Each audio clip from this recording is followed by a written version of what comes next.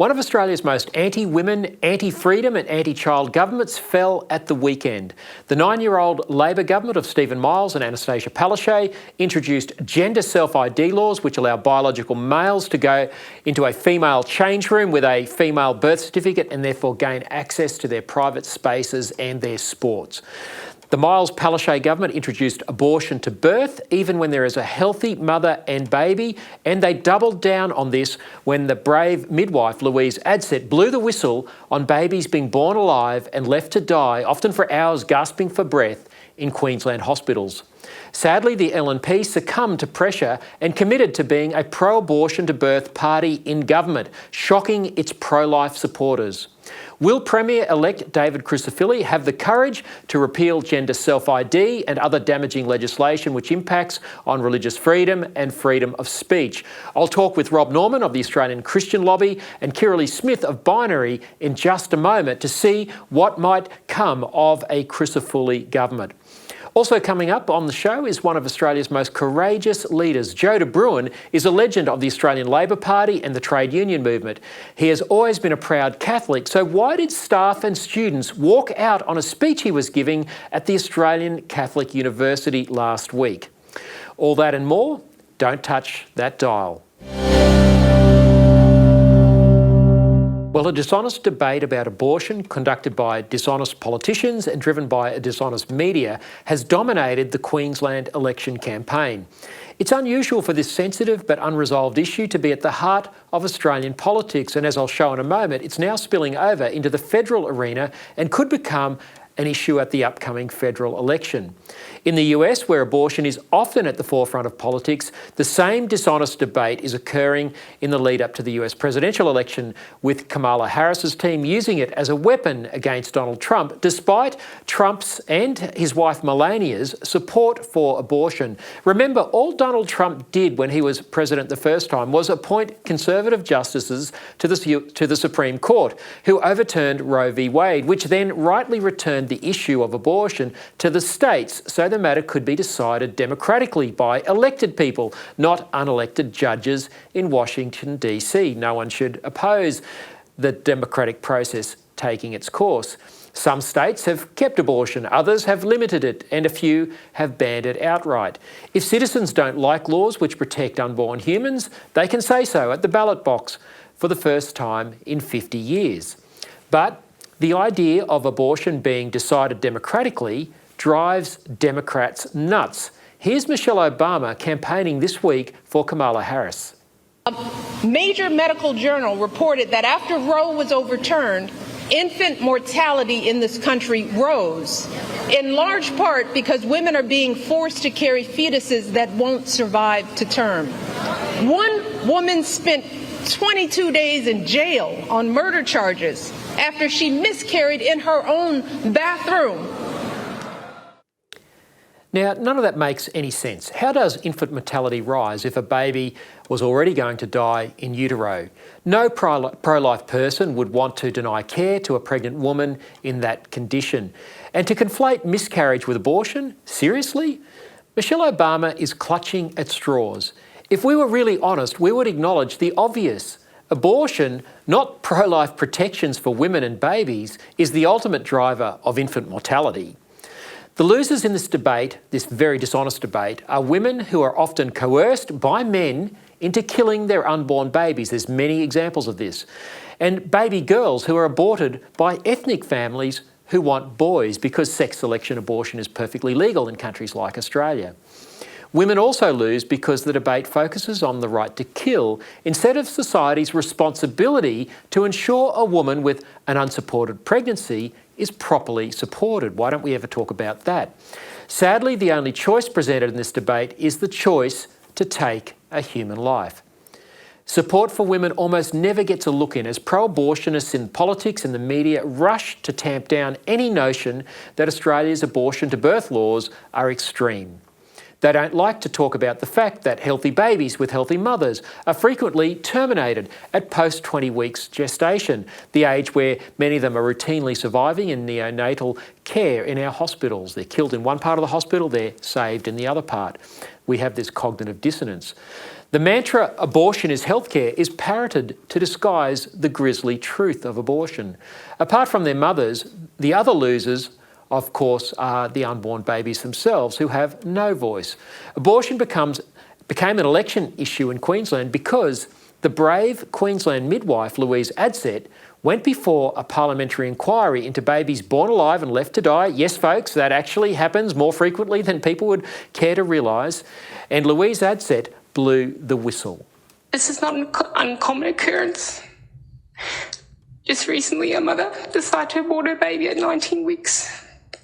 The same misoprostol regime was started, and this little baby was born alive again, moving, gasping for air, and having a palpable heart rate, and once again, over 400 grams. Now, just a few months from the Queensland election, Adset gave the babies a rare voice. Her harrowing first-hand testimony of babies surviving the abortion attempt on their lives and being left to die, often gasping for breath for hours, sent shockwaves through the community. She couldn't help but weep as she spoke, but the hard hearts of our politicians were unmoved and the legacy media filtered the truth. But one politician whose heart was moved was Robbie Katters of the Katters Australian Party. It was Robbie who established the parliamentary inquiry into babies born alive after late-term abortions, which in turn provided that opportunity for Adset's experience to come to public attention. Now, the media hate the idea that abortion is not wonderful and fight fiercely to protect abortion's place in our culture. This has caused women, sorry Robbie, 2 seconds. This has caused women a huge amount of fear and anxiety in this state. This is a very public platform. Would you like to apologise or show any remorse for what you've done? A huge amount of, Robbie, there has been a spike. Robbie, there has been a spike in women calling health services, GPs, obstetricians, clinics up and down this state. I spoke to several of them yesterday. All of them, or you just spoke to some of them? Robbie, I obviously didn't speak to all of them. I've spoken to a few medical experts who reported there being a spike. You might find it surprising there's people have an alternate view to you, but I would argue there's babies in this equation as well. They need representation. Oh my God. You seem to deny that. That's fine. Robbie. Well, that's Robbie Katter on election night at the weekend on the hostile end of Channel 7. You might have heard on the hot mic someone muttering, "Oh God," when Robbie Katter mentioned that there's babies in this equation. That person muttering was Jonathan Shree, the Radical Greens councillor on the Brisbane City Council for the West End part of Brisbane. No surprises there. Now, given Katter's moves to shine a light on babies born alive and left to die, the Labor Premier Stephen Miles sensed that his cherished 2018 abortion to birth laws were vulnerable to public knowledge of this, despite the likes of the media cover-up that we're seeing occur on Saturday night and previously. Now, Stephen Miles then started a scare campaign against the LNP in the lead up to this election. Knowing that there are many pro-life MPs and candidates amongst the LNP, Labor began the lie that women's health care would be put at risk by a government led by opposition leader David Crisafulli. It didn't matter to Labor that Crisafulli had already walked away from human rights for unborn babies 12 months ago when he made a captain's call that there would be no change to abortion laws under a government he led. Sadly, at the time, none of his LNP colleagues challenged him on this. They could have at least wrung a concession from Crisafulli that there would be an inquiry into late-term abortion, something that even thinking pro-abortion supporters concede needs to be curtailed. But the LNP were silent. This mishandling of an issue of profound moral importance, and one on which Queenslanders could have been persuaded, who apart from the extremists supports late-term abortion, they could have been persuaded it's meant that abortion has bedevilled Crisafulli throughout the election campaign. I've never seen this issue dominate Australian politics in this way. It's always one that both parties try and sweep under the carpet. Finally, at the Sky News People's Forum last week, Crisafulli said out loud what he has been avoiding. Pressed by the feckless Stephen Miles, here's what happened. This is a really important issue. I think it shouldn't change. Everyone knows. I think it shouldn't change. The law should remain the same. Will you have a conscience vote? The laws will remain the same. What is your view? There will be no change. So the scare campaign will continue, but you need to hear it directly from me. Well, let me answer the question. The scare campaign will continue, but it's not happening. Give a straight answer. Okay, there will be no change. None at all. Do you believe in a woman's right to choose?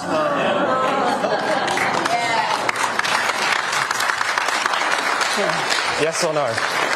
Well, it probably won't work for his TikTok, but yes. Oh, that got you, didn't it?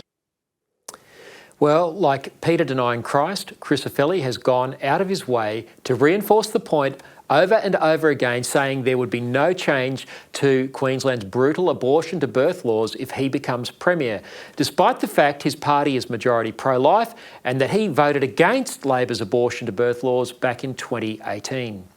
Now, decoded, what Crisafulli now means is that abortion to birth will continue and that the LNP has crossed a Rubicon where its MPs no longer have a conscience vote on the greatest moral issue of our time.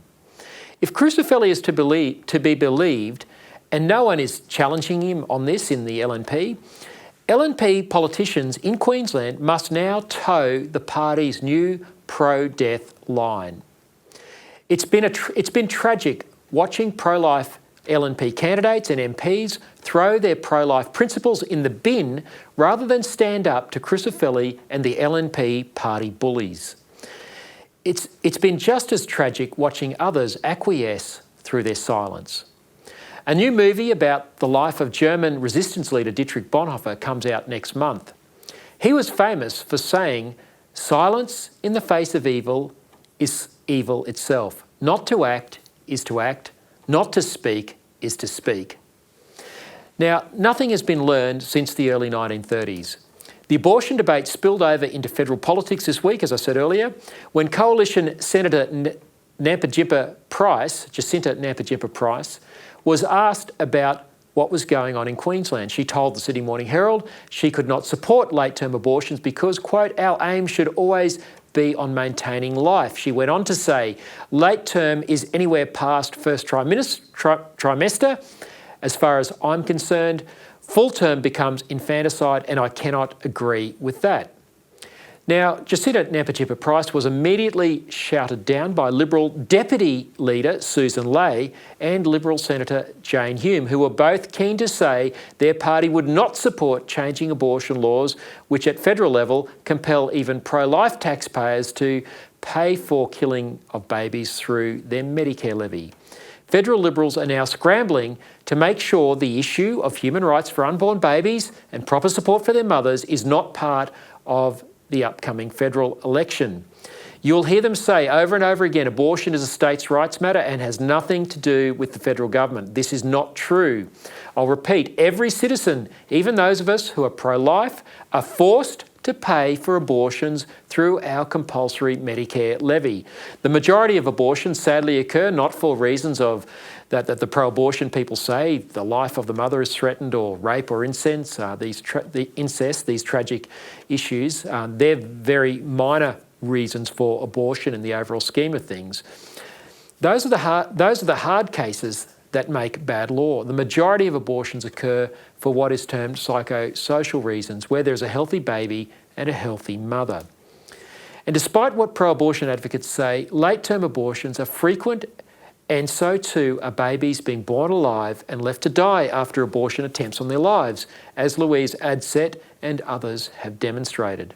We need an honest debate. Meanwhile, back in Queensland, pro-life advocacy group Cherish Life conducted its usual Put Labor Last pre-election letterboxing campaign. The brochure features a picture of Stephen Miles. It could have included David Crisafulli, given his change. Labor, Greens and the LNP are now joined at the hip in gagging their MPs and candidates. They are on a unity ticket denying human rights to the most vulnerable, right up until a baby breaches his or her mother's birth canal.